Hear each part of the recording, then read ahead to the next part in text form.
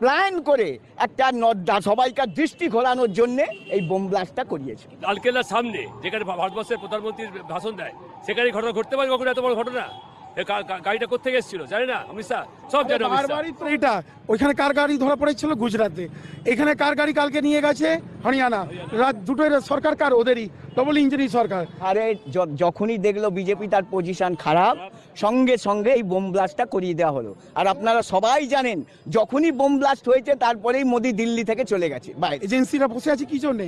Bomb blast হয়ে গেলে agency কিছুই করতে পারবে না, সুরক্ষা নেই। এজেন্সি কি বন্ধুরা,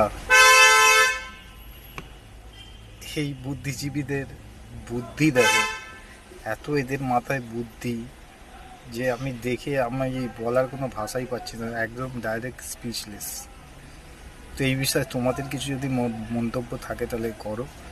আর আমার সিরিয়াসলি এদের কথাবার্তা শুনে হাসি পাচ্ছে আর কি।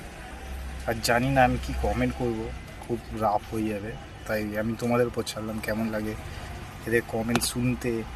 কিছু বলতে চাইলে প্লিজ কমেন্ট বক্স খোলা আছে।